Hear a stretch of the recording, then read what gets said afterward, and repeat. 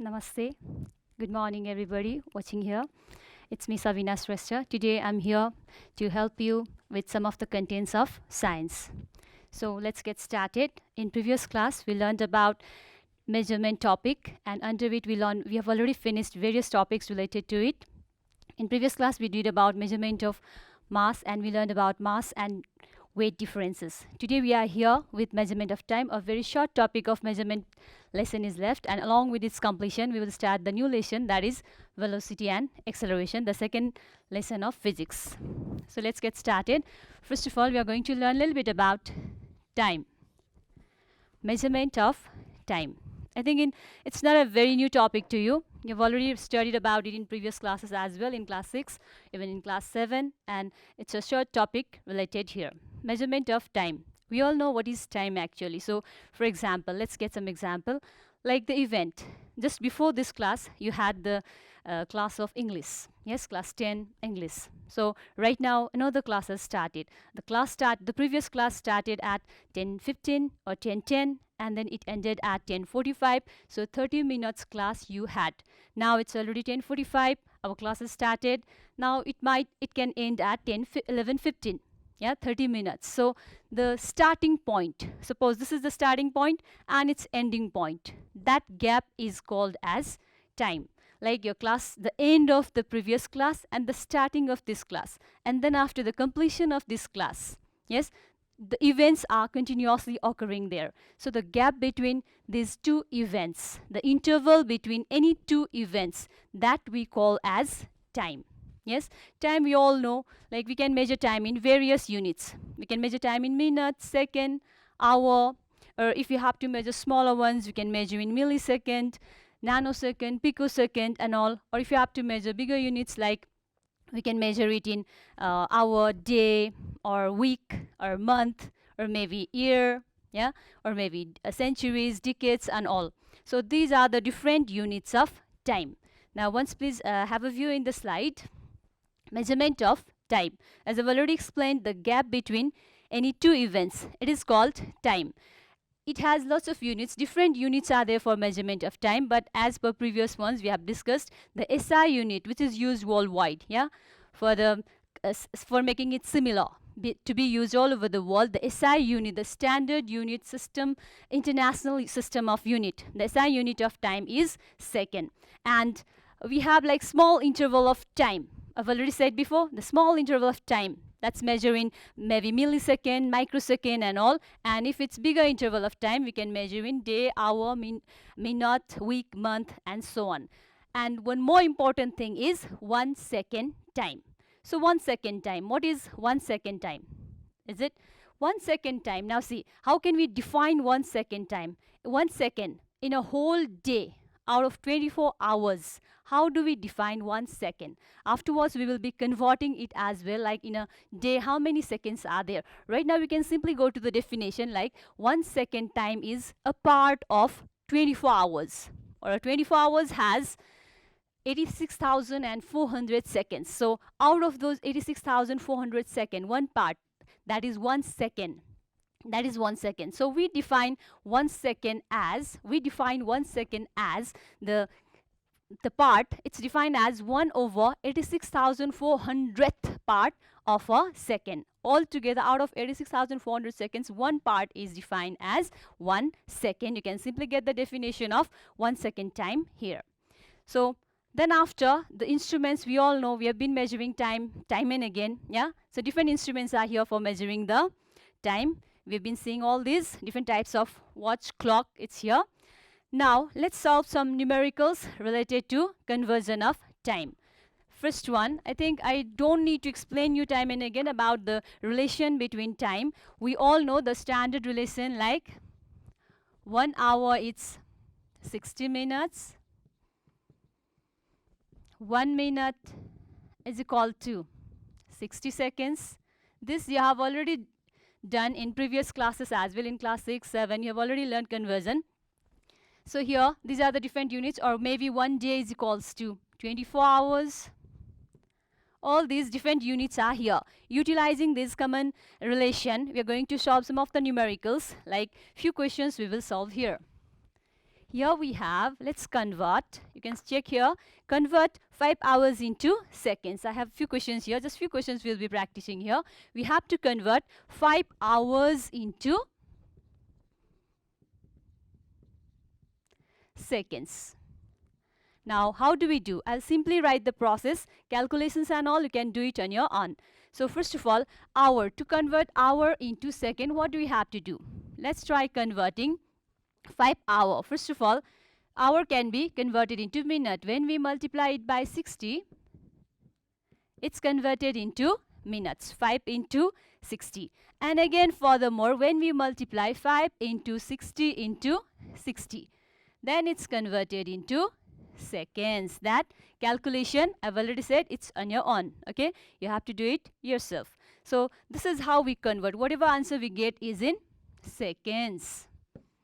Yes, similarly, second one is convert a mean solar day into seconds. Just before we said that a day that has 24 hours, it has actually 86,400 seconds. Now, how is it? Let's derive it. A solar day, one solar day.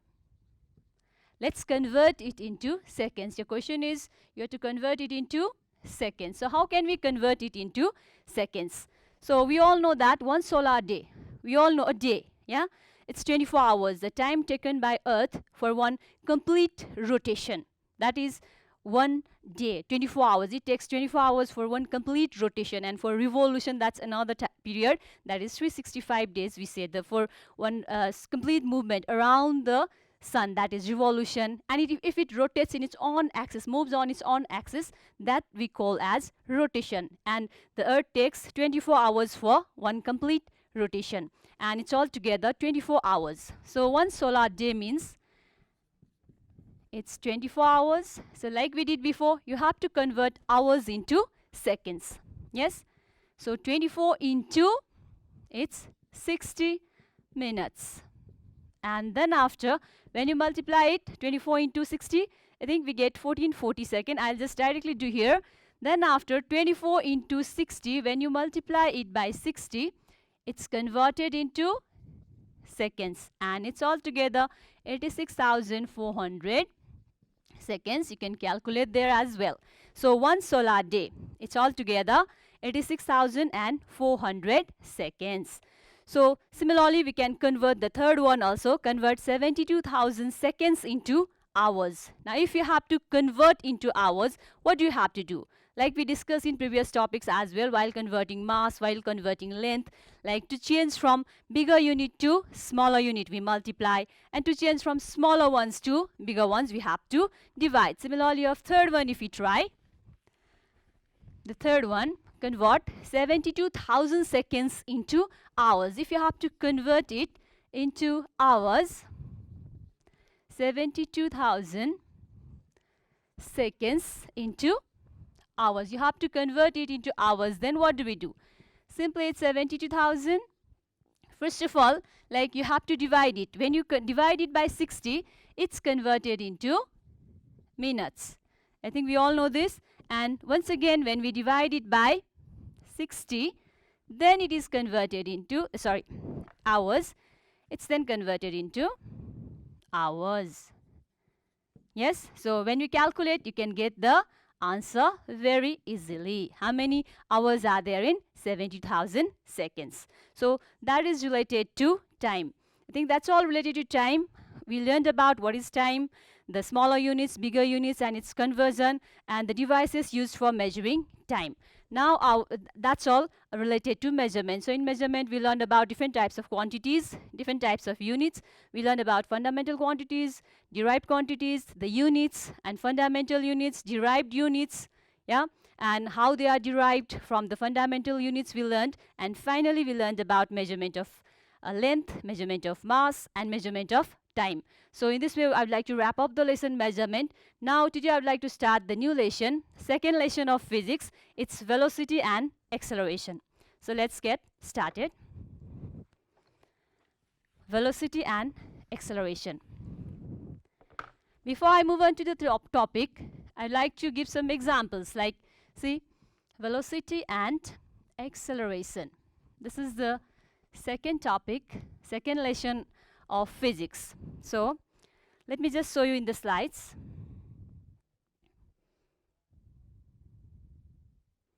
Here, velocity and acceleration. So here we go. Yes, so velocity and acceleration. To start up the lesson, first of all, about rest. Few terms related to it I would like to start. Like rest. Like we all know what is rest. We all are sitting in a still position, I think. Yes, you all are sitting over there watching the program or sitting somewhere. Like if I keep on standing still here, we can say I'm in rest. Yeah, the camera person standing in front of me, standing still, holding the camera is in rest. So how can we define rest is, see, a body. Like I keep a duster over here, it's not moving at all, then we can say it's in rest. The board over here, yes, these are all objects. Like how can we define then? See, rest. A body is said to be in rest if it does not change its position. Yes, if it does not move, if it does not change its position with respect to the surrounding objects. Lots of things are in our surrounding. With respect to them, if we do not move from our position, then we are said to be, or the object is said to be in rest. You can check the few pictures over here. Like you can see a car parked over there. It's in rest. It's not moving. It's the parked one. Yeah, the car is parked in the parking area. So it's in rest. You can see the ball lying on the table, lying on the ground. Yeah, it's in rest position. A girl sitting on the chair. These all are the examples of things or objects which are in rest position. You can see the definition. A body is said to be in rest if it does not change its position with respect to the surrounding. So it's simple. Now, if you know about rest, see, of course we can define motion also accordingly. Now, if I keep on moving from one place to another place, like this. If I keep on moving from one place to another place, then I am now in motion. Yes, the moving things, the things that are moving, they are said to be in motion. Simply like flowing rivers, you can see in motion. The moving car, the flying birds, the boys playing outside or runners, whereby are moving things. If the things are in motion, moving, then it's said to be in motion. Now comparison is done along with the respective surrounding. So what can we say? A body is said to be in motion when or if it changes its position with respect to the surrounding objects. Yes, if it changes its position. While comparing the rest and motion, we can take a reference point. Suppose along with the, suppose if I take this board as the reference point, right now I am in rest with respect to the board. Now if I keep on moving with respect to the board, then I am in motion. Yes, a reference point. A point can be taken as a reference to compare the state, whether the object is in rest or motion. So let's check the definition. A body is said to be in motion if it changes its position with respect to its surrounding objects or with respect to the reference point. So we can see some of the examples here, like a running boy, yeah, he's in motion with respect to the surrounding. We can see the running leopard in motion, running. You can see the flying bird. Lots of other examples are there. So these all are the examples of motion. See? Now, what can we say then? Are rest and motion completely different from each other? Or like rest, object, all the objects, like can they be in perfect rest position or not? Let's compare rest and motion. What we have to understand is rest and motion are actually related to each other. They are the relative terms. Okay, like the object in the surrounding. We see lots of objects in the surrounding. The objects that are said to be in rest may not be in complete or perfect rest all the time.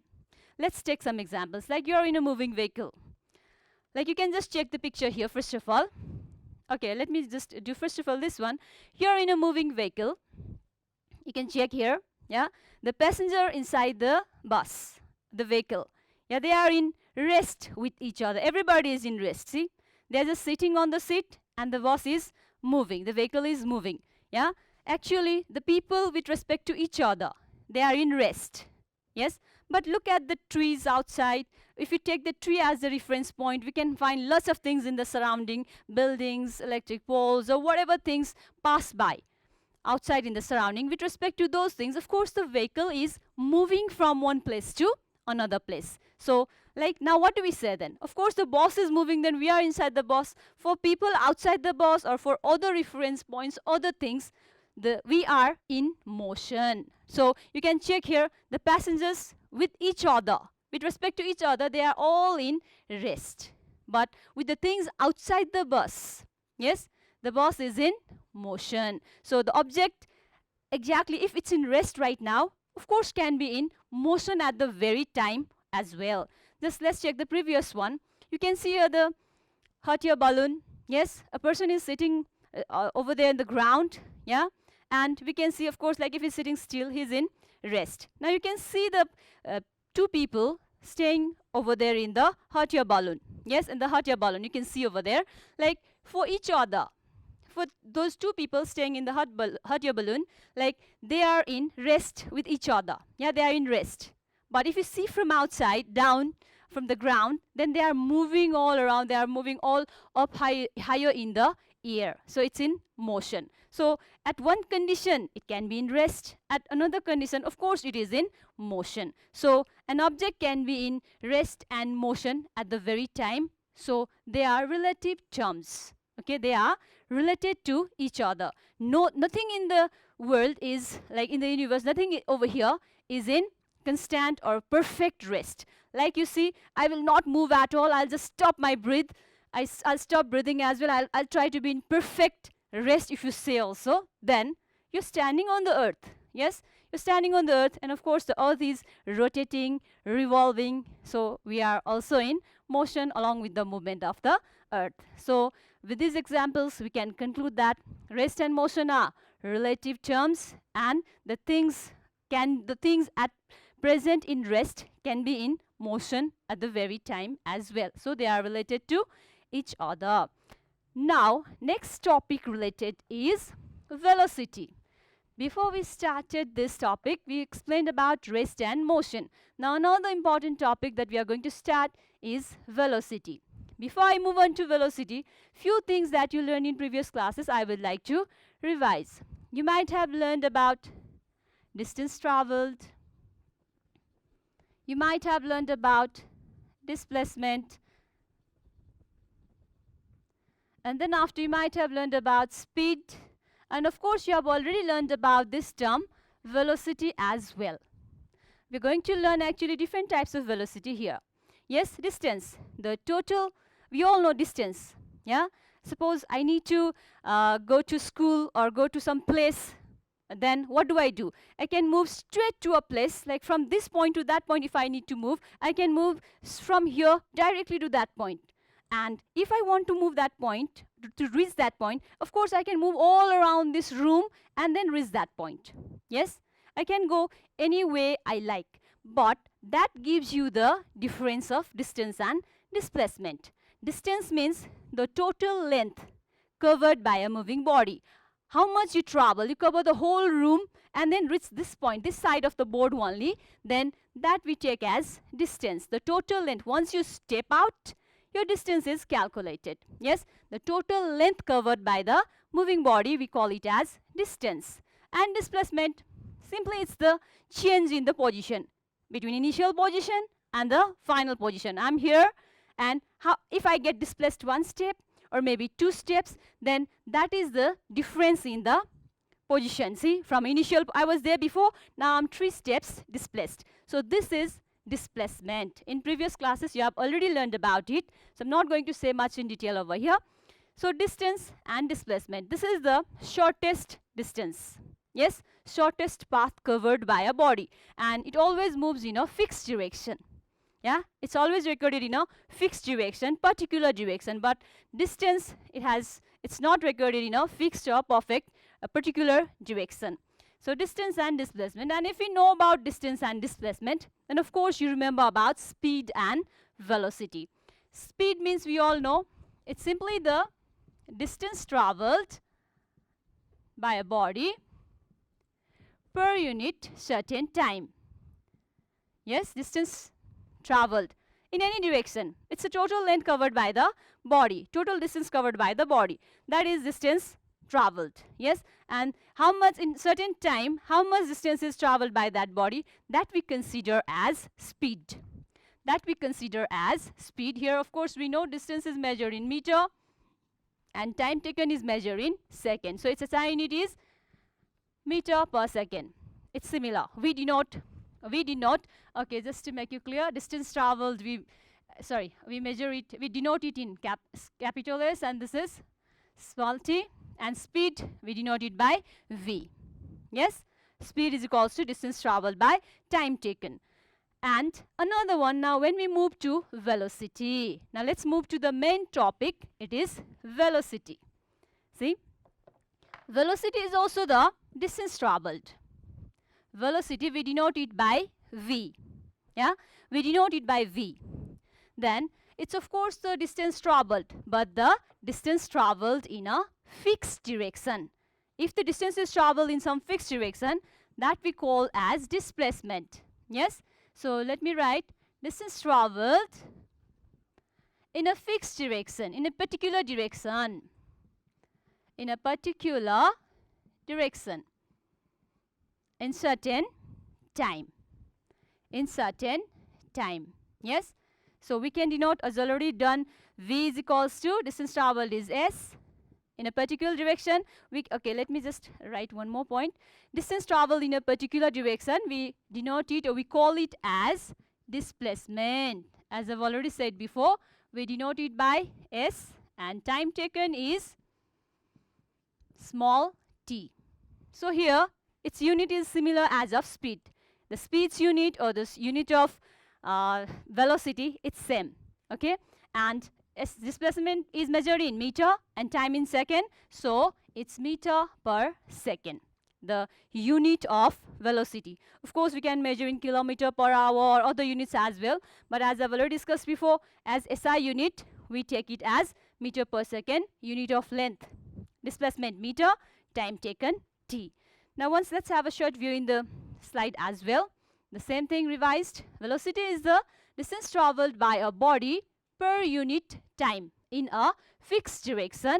As the calculation is already explained, it's been shown here.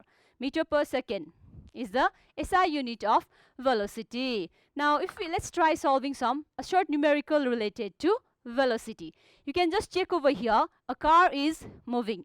See, from position A to position B. It's been displaced from position A to position B, and the displacement covered is 600 meters. See, you can check the displacement is 600 meters. So then after, you can just check in the slide once again. Displacement is 600 meters and the time taken for that displacement is 30 seconds. See, from A to B, it's 30 seconds. Now, you can just check your velocity. We know that velocity is displacement by time taken. And displacement is already 600 and time taken is 30. So, the velocity of the body is 20 meter per second. This is the one. Now, one more term. See, velocity can be of different types. We can have, it's here like uniform velocity, non-uniform velocity, average velocity. About 3 types of velocities we are going to discuss here right now. So, first of all, uniform velocity. Uniform. With the word we can easily understand uniform, it's same. Uniform. We wear the uniform in school, similar, same. Yes, for uniformity. Now, let's check what is uniform velocity. Uniform velocity. See, in the picture you can see the car moving from one point to another point. Here you can see in first 1 second the car covered 20 meter displacement. Yes, it's traveling, it's moving towards a fixed direction, so it's displacement. Yes, it has covered 20 meter in first 1 second. In next 1 second it covered 20 meter, and in another second also it covered 20 meter, and so on. So what you can see is, like, if a vehicle or if a body covers equal displacement in equal interval of time.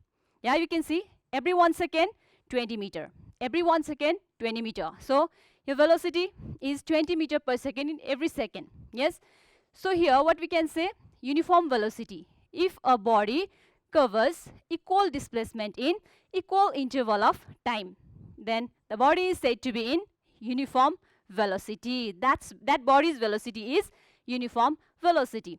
Another is non-uniform velocity. It's much simpler. Non-uniform. If it's not uniform, then it's non-uniform. You can just check in the figure. Like the car, in first 2 seconds, it covered 1 meter. Like you start up the car, vehicle of your own, or you're cycling. Yeah, while cycling, you cycle. What you can see is you just move on. In the beginning, your speed or velocity might be lesser. Yes, you slowly, like especially when we talk about like car and all, or motorbikes or whatever, yeah, in the beginning we move up with lesser velocity, and as we get the pace, as the road is free or whatever, we slightly try to accelerate it, and then after we increase this velocity. So it differs. You can just check. In the first 2 seconds, it covered 1 meter. In second 2 seconds, it covered 10 meter. Yeah. In third one, next 2 seconds, it covered 25 meter. So in every equal interval of time, that is 2 seconds here, the distance travel in certain fixed direction, it is different. Once 1 meter, then next 10 meter, then next 25 meter. So that type of velocity. So the vehicle is traveling with non-uniform velocity. Yeah, we can just check here. So a body is said to be in non-uniform velocity if it covers unequal distance in equal interval of time in a fixed direction. That is non-uniform velocity. Now one more we have average velocity. So average, you might have done in maths. Yes, calculated arithmetic mean or average you might have calculated. So average velocity. So average velocity means, what is it then? So we take samples, we find out the average. Like for example, in a class, what's the average age of the students of your class? For example, we just take the age of everybody in the class, sample once. Yes, and how many samples we took? We divide by that total number. That is sample. That is average. So similar is here with the average velocity. We can check. Average velocity is the velocity of a body. Yeah, velocity of a body. If its total displacement is divided by the total time taken. You can check here. Average velocity is denoted by VAV, or also we denote it by V bar. And it's the total displacement over total time taken. A short example we can discuss here. Here, if a body covers 10 meter in first second, 15 meter in the second, and 20 meter in the third second. So you can check the total displacement would be 10 meter in first, 15 meter in second, and 20 meter in third. It's all together 45 meters. Yes, and the total time taken. See, first second, second, and third second. So altogether time taken is 3 seconds. So how can we get the average velocity of that body? We can calculate it by total displacement divided by total time taken. So you can check here 45 by 3 seconds. It's 15 meter per second is the average velocity. Now we are left with the last one. Average velocity, I've already said before, it's the arithmetic mean. Yeah, a vehicle gets started. Suppose in the beginning it's traveling with the velocity. We all know initial velocity. It's denoted by, it's the first velocity, the beginning one, and it's denoted by U. And as it goes on moving, the finally recorded one, that is final velocity, it's denoted by V. Suppose a vehicle is traveling with some initial velocity U. It may be, for example, 30 meter per second, and then after it increased the velocity and its velocity reached to maybe how much? 60 meter per second, for example. So calculate the average velocity of this vehicle.